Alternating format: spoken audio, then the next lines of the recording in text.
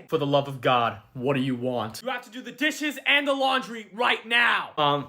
Please let me rest for just 5 minutes. I don't allow that in my house. You can rest when you're dead. But you can't make me do all that work. I can do whatever I want and no one can stop me. Wait a minute. There might be one person. Hey, Grandma. Hi, sweetie. What do you need? Can you swing by? I need some help with something. Oh, I wish I could, but I'm just too old to do anything now. My mom didn't feed me last night. I'll be right over. What did I say about resting? Oh, I can rest as much as I want. Oh, really? Says who? Says me.